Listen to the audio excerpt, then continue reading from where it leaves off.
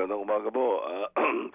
Content, magandang umaga. DJ Chacha. Pasensya na, medyo pause ng konti. Opo, Oo, opo. oo. Go ahead, sir. Go ahead. No problem. Yes po, Tito Sen, unahin po muna natin yung nangyaring sunog dyan po sa Senado. Sa third floor po ito. Sa ngayon po ba, meron ng findings kung ano talaga yung naging cause ng sunog? At sinabi nyo naman po sa mga naunang interview na walang dokumento na kailangan sa Senate Blue Ribbon Committee ang, kumbagay, natupok nitong apoy na iyan. Ano po bang meron doon sa third floor? At ano nga yung cause ng sunog? Doon una sa third floor, yun yung legislative draft draft ng mga bills. So hindi masyadong critical yun eh. Yun yung mga pagka may nagsasubmit ng mga senador na mga bill, doon piniprepare. Mm-hmm. Doon inaayos at prepare bago i-file. Pag-filing doon. Opo. Usually, doon yung kung tawagin nga nila legislative billing service eh. Mm-mm. Pero ito yung ang initial report, yung kwarto lang mismo ang nasunog, kaya lang medyo malaki-laki ng konti Okay. sa third floor. At yung opisina na yon nasa ibabaw ng session hall. Kaya nung bombahin ng mga bombero, siyempre alam mo naman ng mga bombero, pag pinombayan, todo ang tubig niyan. Mm-mm. Nako, talagang umabot doon sa buong kisame ng second floor. Mm. At inabot yung mga carpet, yung sa baba, inabot yung buong session hall. So, yun ang, anyway, yung kanilang initial report ng Fire Arson Investigation Division ng Bureau of Fire. Ang sabi, as of last night, collected nila yung ebidensya, submitted sa library for forensic analysis. Mm-hmm. Yung initial considerations as to potential ignition sources, sabi nga nila, yung daw electrical connections, energized electrical connections, at saka yung mga electrical appliances within the area origin eh. Mm-mm. Siguro nag-init o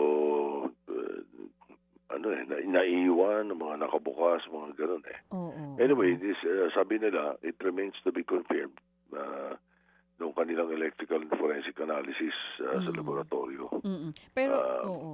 Yun nga po kaya lang na-timing pa dito sa budget deliberations po ng Senado, no? So, paano po naapektuhan yung schedule ng Senate dito po sa pagpasa para sa 2026 budget natin?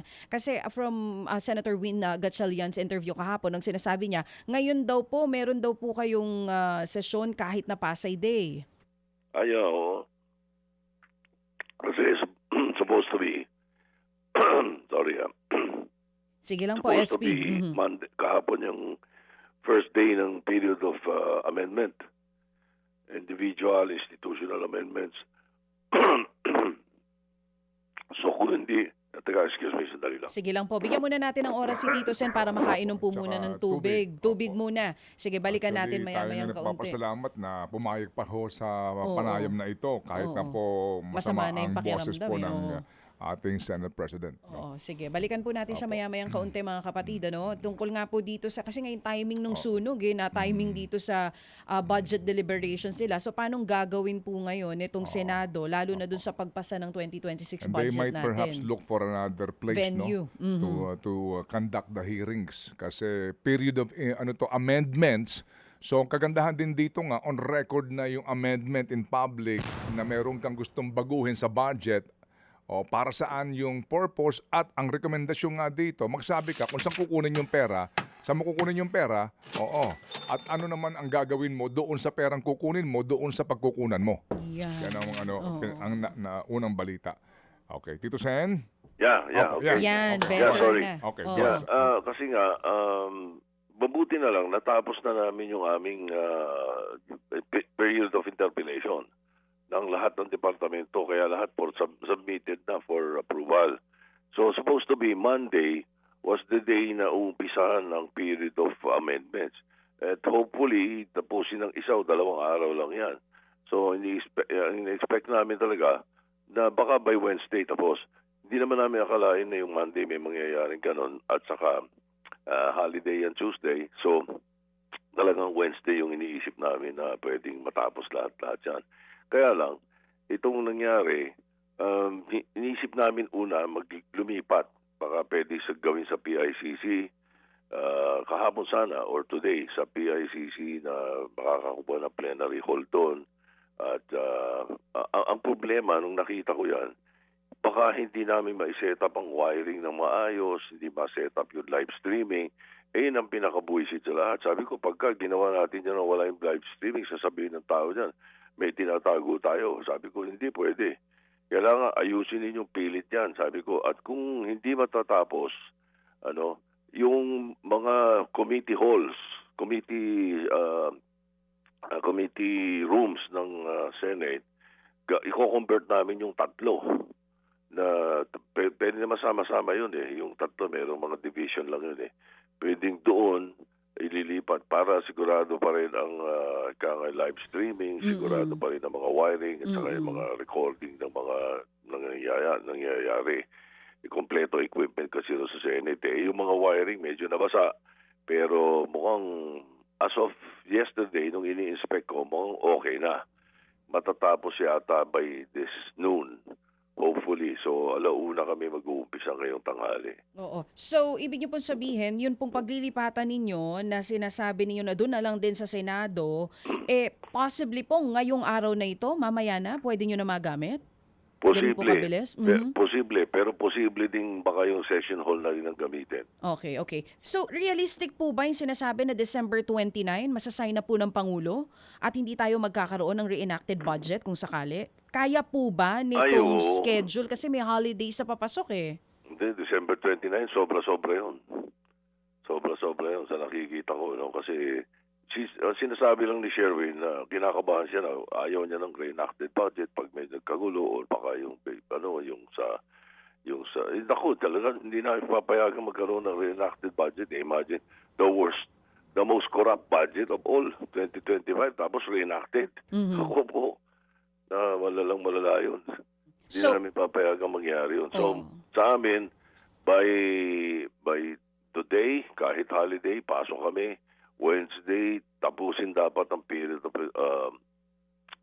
of amendments, and then we approve it on second reading, hopefully tomorrow night, and then Thursday, Friday, Saturday, pwede kaming mag-meet ng Saturday, or at the worst is Monday, third reading. Monday, third reading. Pag nag-Monday, third reading kami, within 2 days, 3 days, siguro pwede na mag-BICAM. Pwede na mag-BICAM. Ngayon, ito maganda eh. May sinasuggest ang Pangulo eh, nung isang beses na mag-usap kami.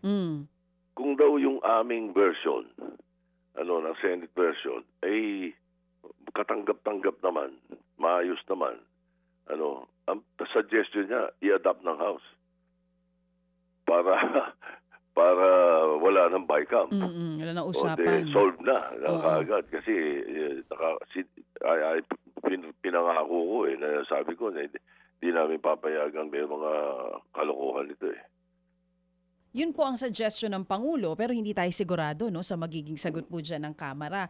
Pero Tito Sen, sinasabi nyo, sakto yung schedule kung kinakailangan mag-overtime or magtrabaho during holidays para talagang masay ng December 29 or before that pa, gagawin nyo po yan. Ang mga kasama nyo po ba sa Senado, nakausap nyo na po tungkol dito sa trabahong ito na medyo talagang para sa budget, kailangan mag-overtime or magtrabaho ng holidays? Karamihan naman, wala naman umaangal. Meron kaming group chat ng grupo lahat naman nagsasabi na suporta sila. Walang, kahit sa grupo ng minority, walang nagsasabi na kontra sila or something like that. Maayos naman. Lahat naman sumasang-ayon doon sa mga suggestion ko na sinasabi ko sa grupo namin. Oo. Para lang po mas maintindihan din ng publiko kasi napag-uusapan natin yung ginagawa natin to kahit pa tight yung schedule para di tayo magkaroon ng reenacted budget. Ano po ba ang kahihinatnan or ano po ba ang magiging epekto nito sa ekonomiya, sa public services, sa aming lahat kung meron tayong reenacted budget? Kung tutuusin, kung mahusay ang pagpapatakbo ng Pangulo, ng Executive Department, hindi lang ng Pangulo, ng buong Executive Department, reenacted budget, pwedeng pakinabangan pa rin ng maayos. Kaya lang nga, yung reenacted budget natin, yung budget ng 2025, bloated eh. Bloated yung DPWH, may mga flood control, may mga kung ano-ano. Ang mangyayari doon, siguro pinaka-the worst doon, hindi gagalawin ng presidente yung part na yun. Tapos yung sa DPWH, hindi niya gagalawin. Ganun ang pinaka mangyayari doon. But huwag natin hayaan umabot doon. Mahirap yun. Nangyari na nung araw yan, inang panahon ni Gloria Macapagal ang balita nga namin doon talagang may mga grupo na sinasadya daw talaga yun eh. Pero sa akin, nung panahon ko nang ako'y Senate President noong 2018 kamuntik lang kasi pagdating ng January, end of January, pinirmahan ko na rin sapagkat usapan namin ni President Duterte noon, ibibito niya yung mga pinaglalagay ng House na ayoko. Kaya ayokong pirmahan. Binito naman yan lahat kaya ganun yung nangyari yun. So, umabot ng January, February. Ito hindi, pinapangako namin, talagang hindi namin hahayaan mangyari ito. Basta huwag lang magkakaroon ng unforeseen circumstances. Pero ako tingin ko, may mga 1-2 punto lang kami pagtatalunan ng House. Kung i-adapt nga nila yung version namin, di maganda. Kung hindi, yung mga pagtatalunan namin konti-konti lang doon sa mga tinatawag na unprogrammed or doon sa mga soft projects, yun lang. Soft projects? Ano po yun? Pinagtatalo ng soft projects? Ibig sabihin, yung mga medical assistance, yung MAIP, yung AIC, Yan. yung TUPAD, yung gano'n. Oo, Pero kasi yung nadagdagan 4-piece, po, no, Tito Sen?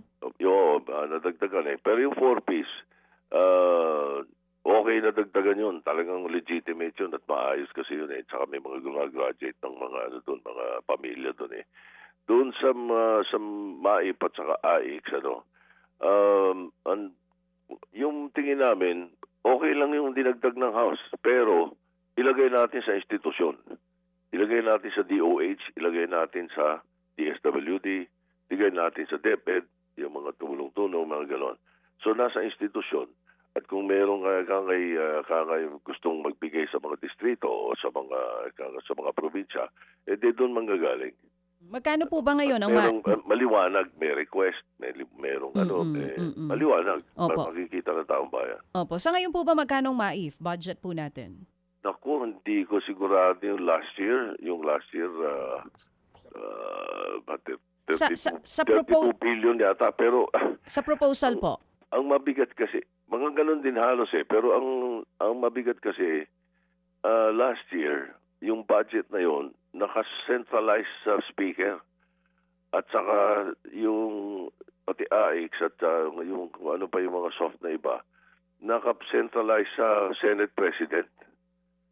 Hindi maganda yun. Kaya nga pag upo ko as Senate President, ginawa ko dinisperse ko agad sa PAWE, sa SPAWE, sa Office of the Public Assistance Office. Opo. Hindi ko hinayang manghihingi sila sa Senate President, pangit Parang, ganun kasing gawa sa House dati. Tito Sen, yung sinasabi niyo po, 32 billion yung budget na parang centered lang sa leader ng House at sa leader ng Senado noon. Tama po ba? So yung 32 billion, parang yung majority noon, dun lang sa dalawang House leaders na punta. Yun po ba yung sinasabi niyo? Yung MAIP, parang sila ang sila nagdi-disperse. Opo, Sila nagsasabi kung maghihingi ka, kung ikaw ay congressman, maghihingi ka sa speaker. Parang soft pork nila. Parang ganun. Opo. Parang ganun. Matanong ko lang siya, para ho klaro, Tito Sen lang, klaruhin ko lang. Kasi itong healthcare professionals, naglabas nga po ng statement, ang sabi nila dito, yung medical assistance for financially incapacitated patients o MAIF na ito, itinaas ng Kongreso from 24 billion to 49 billion pesos allocation for 2026 budget. Ano po ba ang talagang amount nito ngayon? So far, as Senate is concerned, magkano po ang MAIF na inyo pong aaprubahan? Ibabalik namin doon sa NEP. Ang ipagpatawad nila, pero yun ang usapan namin nila Sherwin Ang ipapasa namin, ibabalik namin sa NEP. kung ano yung NEP Kung provision. ano yung National Expenditure Program na provision ng Pangulo. At yun ay dapat nasa Department of Health. Apo. Yan po ba, sir? Do you remember the figure? Hindi, parang 24 ang sabi nila. Parang 32 ang tanda ko eh. I'm not sure. Okay. Opo. Sige. So ito po ngayon, ito ang mga pwede niyong pagtalunan sa inyo Yan. pong counterpart in the Senate and in the House, no? Totoo. Yun ang pwede pagtalunan. Tsaka yung binawasan namin yung DPWH na budget ng mga 20 to 25%. Kasi yun ang sabi ni Vince. Opo. Sabi ni Vince, bago umupo na si Vince, tapos na yung house di ba? Opo. Remember? Opo. Sinabi niya sa amin na pwede po, sabi niya, 20 to 25% pwede i-cut natin to sa kabuuan ng mga projects ng Opo. DPWH. Kung minsan naman, yun yung pinopork, di ba? So baka yun isa sa mga pagtalunan namin, pero meron kami magandang dahilan. Mamaya nga alam ko pupunta yung mga leaders ng mga liga, ng leaders ng mga mayor, mga governor, mga municipal mayor, city mayors, ganyan. Nagka-appeal sila. They sent a letter nag-a-appeal sila na sana daw yung mga ibang mga proyekto na ng mga nabaha, na lindol, giba ang mga infrastructure nila. Sana daw imbis na yung DPWH mapunta sa kung saan-saan, kung pwede raw malagay ang ibang mga mabigay sa kanila sa local government. Madiretso. Hindi na kailangan dumaan sa congressman. Tito Sen, Diba? Dumiretso. So malamang ganun ang gawin namin doon sa kinat namin. Opo. Oo, Tito Sen, kanina yung binabanggit niyo po na sabi nga ng Pangulo na i-adopt na lang ng House ito pong gagawin po na budget ng Senado. Meron na po ba kayong unang usapan ni Congresswoman Swansing? Aligned po ba kayo dito rin sa magiging schedule ng Senado kung sakali? Or meron po ba siyang negatibong impresyon dun sa naging suggestion ng Pangulong Marcos? Hindi ko alam kung anong sabi ni Congresswoman dyan. Actually, to be accurate, si Secretary Ralph Recto ang yung Executive Secretary ang may suggestion niyan. Sumang-ayon daw ang Pangulo. Na kung ayos naman, bakit di adapt ng House yung version ng Senate? Ganun na sabi. Para mas maging mabilis, ano po? Hindi ko alam kung anong sabi ng sabi ng House dito. Oo. Pero yung binabanggit niyo po kanina no na mamaya magsisimula kayo, sa pagsisimula po ninyo ng budget deliberations, live streamed na po 'yon kahit tinamaan po yung ibang linya ng water leaks? No, Wala live stream yun. Hindi kami papayag. Facebook, YouTube, lahat yung live stream yun. At saka pinangako ko nga sa Executive Department. Sabi ko, hindi kami maliwanag ito, pati mga individual amendments namin. Ako, as a matter of fact, sabi ko nga sa kanila, I will lead by example. Isa lang ang individual amendment ko. Sabi ko, 6 million, yung bubong ng Laguna State University. Yun ang kaisa-isang individual amendment ko. Wala nga nagsalita pagkatapos ko. Oo, sige po. Tito Sen, yung tungkol po dito kay Senator Ronald Bato de la Rosa, hindi po ba wala naman talaga sa rules ng Senado, even ng Kamara, na pag parati po nag-a-absent ang inyong miyembro, madidisiplina po ito. Pero kasi nagagalit na po yung taong bayan na sumusweldo pero hindi pumapasok. Ano pong plano nyo dyan sa Senado? Ang pinakamagandang paraan dyan, para yung mga nagbabayad sa amin para kami magtrabaho, mga kababayan natin na nagpapasweldo sa atin, para hindi magalit at pakita may magagawa kami. Ang pinakamagandang paraan namin dyan na nakikita ko is may mag-file sa Committee on Ethics. Kasi kung wala yun, wala talaga sa rules ng Senado yun, na kapag hindi pumapasok, Sa House yata meron eh. Hindi ko, I'm Wala not po. sure. Wala, Tito Sen. Wala din, ano? Wala rin po. Oo nga pala, galing ka doon eh. Wala din eh. Oo. Klarong-klaro po yan. Wala Ayun po. nga pala, no, dahil may mga congressman na hindi pumapasok. Wala Yes. ko. Opo. Meron Buong pong taon. meron pong kahit na minsan din napakita doon, kumukubra lang po ng sweldo tsaka allowance, no? Oo Pero nga, oo. yes. Eh, Opo. siguro pinakamaganda sa amin, may mag-file sa Committee on Ethics. Okay. Opo. Para ika nga masulit naman, ano? Sapagkat, kasi pagpatawad nyo, pero nung panahon kasi na nakakulong si Laila, hindi ko inaalisan ng budget yung opisina niya. Dahil nagtatrabaho pa rin naman yung empleyado niya at saka yung mga nagpa-file pa rin siya ng bill eh. Ganun din si Sunny Trillanes eh. Kahit na nung nakakulong eh. Opo. So, Sige. Go so ahead, hanggang ngayon, Tito Sen, wala pa rin po kayong nadidinig mula kay Senator Bato kasi ang sabi nyo noong nakaraan, hindi rin po nagpaalam sa inyo na hindi napapasok eh. Hindi pa eh. Hindi ko siya nakakausap. Wala rin pasabi sa akin. Walang text sa group chat namin. Hindi siya nagsasalita. Siya lang ang hindi nagre-reply doon sa group chat na nakita ko. Oo. Pero napag-uusapan niyo po ba sa group chat? Kasi sabi niyo dapat merong mag-file sa Ethics Committee no tungkol dito sa sitwasyon ni Senator Bato. Meron po kaya? Sino magfa-file po niyan? Bakit hindi ikaw mag-file? No, yun lang. Hindi, Oo, pwede oo. citizen eh. Oo, pwede.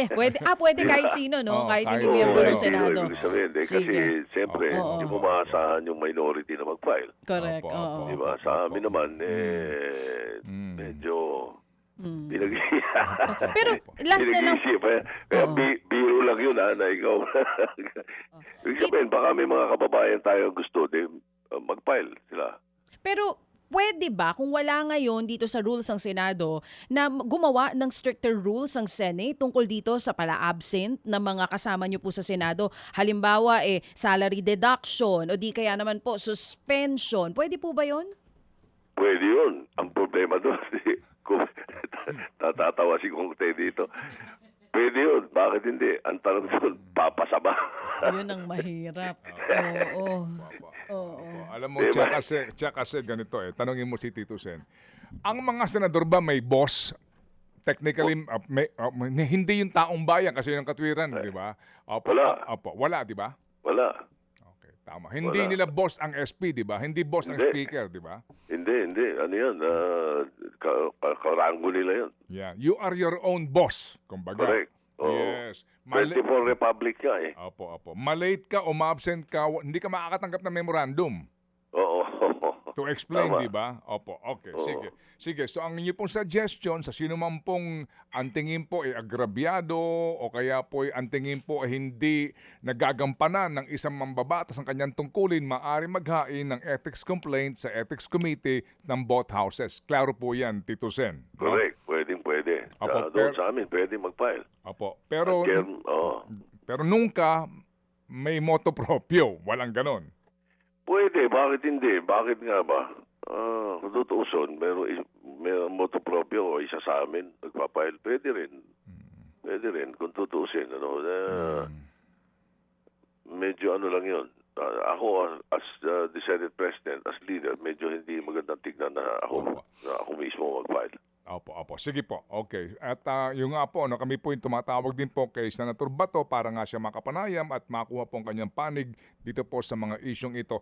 Tito Sen, si Senator Jinggoy Huba humingi sa inyo po ng permiso po to travel abroad.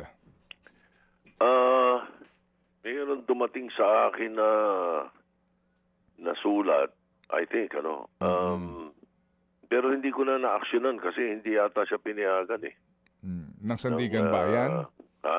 Ng Sandigan Bayan? Oo, hindi siya pinayagan eh.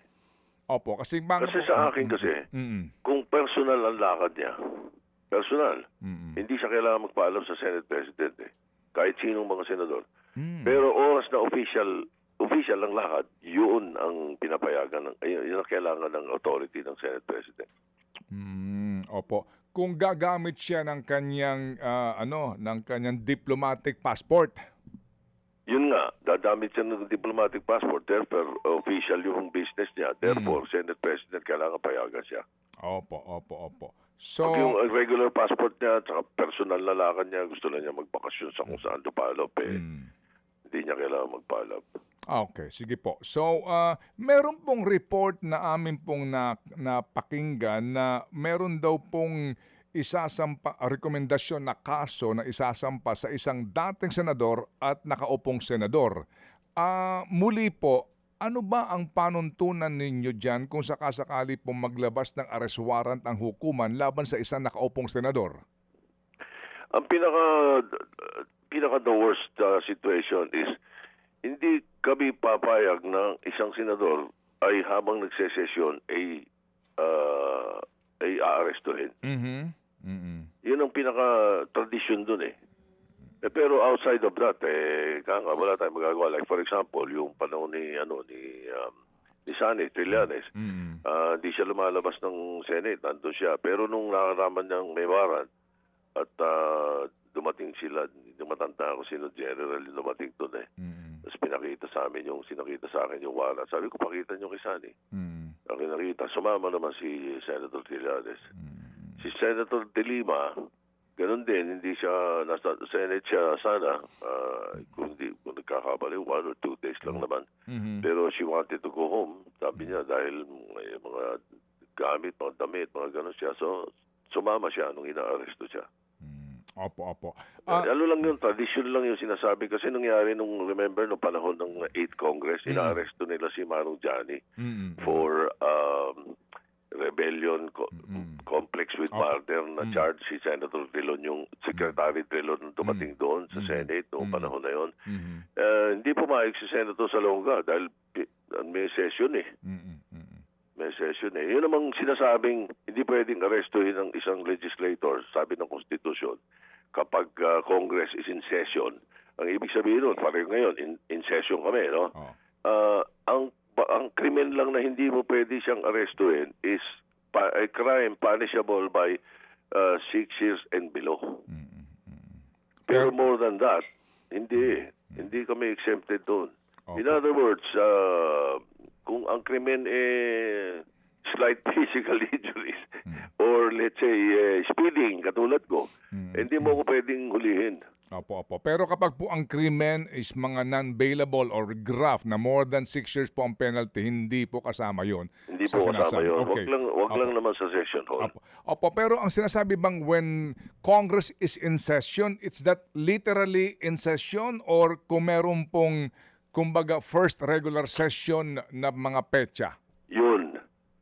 Yung first regular session ng mga petsa. For example, ngayon, ano ba ngayon? First regular session of the 20th Congress ngayon. In session kami. Opo. Pagdating ng June something, mga June 5 ata o June 6, not in session na kami. John Sinidie hanggang July. Hindi kami in session. Opo. Pero yung second regular session, yung kasunod nun, ganun ulit yun. Opo. Yun ang ibig sabihin nun, hindi literal na nagsesesyon kung hindi po kapag po merong regular session ang Kongreso. Ano Correct. po, yan sinasabi ng saligang batas. At 6 years lamang below na kaso ang iyong kinakaharap. Opo. Ibang Correct. kaso po yung plunder or graft na mas mataas pa po yung pagkakakulong na penalty. Okay. Opo, Senator iba po yun. SP, kailan po ang Blue Ribbon Committee hearing ulit kung meron man? Ay, pinag-uusapan ka namin yun baka oras na matapos yung budget, merong dalawang isyong kailangan talakayin doon sa Blue Ribbon eh. Ano nga ba yun? Si Erwin Tulfo yung nagsabi sa akin isang araw eh. Tapos si Senator Lacson din, meron pa siyang isang point na kahit na isa o dalawa lang daw doon sa mga doon sa mga imbitado dati sa Blue Ribbon na tungkol sa DPWH, isa o dalawang personalidad lang yung gusto niyang imbitahan. Si Senator Erwin naman, yung tungkol sa... Opo. Walang pinag-uusapang imbitasyon kay Tri-Give Olaybar? Kasi ito yung binabanggit ni Bernardo at dito po ang bayan ay nagmamasid kasi nga importante na mapakinggan ang kanyang panig dito. Nung una pong inimbitahan din sumipot pero wala na pong... Baka yun ang sinasabi. Hindi ko masiguro okay. Opo. Hindi ko matandaan kung sino mga pangalan yung binanggit. Pero yung katulad nung kay Tri-Chief Olaybar na yan, pag hindi pa kinakasuhan yan, pwedeng maimbita yan. Okay, opo. Sige, so meron pa pong proposal ng isa o dalawa pong hearing pa? Oo pero kasi yung isa tungkol pa rin sa DPWH yata, pero gusto nilang unahin itong malaking kontrobersya to. Teka, ano ba ba't ba? Opo, senior moment tayo, Tito Sen. Oo, Sige po. senior moment Opo, ako, di bale. teka. Opo. Ito pong inyong... NIA. NIA. Mas malala pa sa DPWH, maniwala kayo. Opo. Mas malala pa. Grabe to. Opo. Well, Oo. meron po diyang mga proyekto nga na inabandona na po at hindi na nga tinapos ng mga contractors nila. Anyway, Grabe, sige po. galit na galit si Erwin Tulfo dyan. Opo, sige po. Sir, ito pong Independent People's Commission bill po ninyo. Ano po ang balita ninyo? As in, ayaw i-certify ng Presidente as urgent? Hindi, wala naman sinabing ayaw. Na-report na namin. On second reading na sa amin. Dinisponsoran ko na eh. Okay, opo. Nag-sponsor na kami ni Senator Pangilinan dyan. Nasa Uh-huh. floor na yan. Oras na matapos yung budget, yan na isa sa mga priorities namin. Opo. Pero, sa House din naman meron eh. Pero ang Presidente, wala akong narinig na ayaw niya o sinasabi niya basta lately, ang napansin ko na ayaw niyang nagse-certify na third reading, lalo na dito sa budget. Dahil basahin yung mabuti, parang ganun eh. Hindi yung pagkatapos ng second reading, papatitirahin nyo na third reading. Hindi nyo sigurado kung tama yung comma, yung semicolon at kung saan-saan. Opo. Sige Hindi, po. parang ganun eh. Okay. Lalo na sa budget. Opo, sige po. Sige, so kami po ay makikipag sa inyo ulit. Balita po, Tito Sen, dito po sa mga pangyayari in the Senate. Particularly nga po, itong budget and of course, ito pong Blue Ribbon Committee hearing na amin pong binabantayan. Salamat po, Tito Sen. Sige, thank you very much. Sige. Joke lang yung ikaw mag-file, ha? Hindi, pinag-iisipan daw niya eh. Busy rin kami dito, Tito Sen eh. Pero baka may mauna na. Baka meron na pong mauna. Puntahan mo ako sa opisina ko, tapos ikaw, doon mo pirmahan yung, yung Sige po. complaint. Pag-iisipan ko po yan, Tito Sen. Oo. Sige po. Salamat po. Thank you. Thank you. Salamat na marami. Sige, Thank you. Mabuhay kayo. Thank you. Opo. Mga kapatid, brothers and sisters, saan ka pa? Dito na tayo sa totoo. Dito na tayo sa True FM. Mga kapatid, mag-subscribe and follow po kayo sa social media accounts ng True Network PH. Yan po kami. Hanapin nyo lang True Network PH, Facebook, Instagram, YouTube, TikTok, and podcast. Mapa Apple or Spotify man yan, mahahanap nyo kami. Lahat ng mga napapanood at napapakinggan nyo po sa programa, nasa social media accounts namin yan. So, paano mga kapatid? See you sa social media!